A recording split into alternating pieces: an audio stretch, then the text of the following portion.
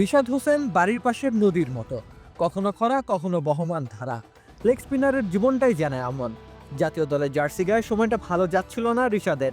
খারাপ পারফরমেন্সের কারণে ডাগআউটে বসে কাটাতে হয়েছে তাকে, কিন্তু গ্লোবাল সুপার লিগে ঠিকই আলো ছড়াচ্ছেন তিনি। রংপুর রাইডার্সের হয়ে গ্লোবাল সুপার লিগ খেলছেন রিশাদ, সেখানেও বাংলাদেশের পতাকা বাহক তিনি।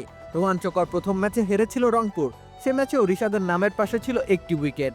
অস্ট্রেলিয়ার দল ভিক্টোরিয়ার বিপক্ষে এবার তিনি পেয়েছেন 2টি উইকেট। প্রতিপক্ষ ব্যাটাররা রানের পাহাড় গড়ছিলেন, কারো কাছেই যেন ছিল না তাদের প্রতি উত্তর। কিন্তু রিশাদ হাজির হন উইকেট প্রাপ্তির জাদুর ছড়ি হাতে। ব্যক্তিগত দ্বিতীয় ওভারের শেষ বলে ভিক্টোরিয়ার প্রথম উইকেট শিকার করেন তিনি। হাফিজ হোসেনের হাতে ক্যাচ দিয়ে প্যাভিলনে ফেরেন ব্লেক ম্যাকডোনাল্ড। লেবুর সুঘ্রাণ আরো বেশি, ত্বকের যত্ন আরো বেশি, চলে আরো বেশি। আপনার পকেটে কি বিদেশি না বাংলাদেশি? এরপর আবার ব্যক্তিগত শেষ ওভারের শেষ বলে উইকেট এসে যুক্ত হয় রিশাদের নামের পাশে। 31 রান করা সঞ্জয় কৃষ্ণমূর্তিকে ফেরান তিনি।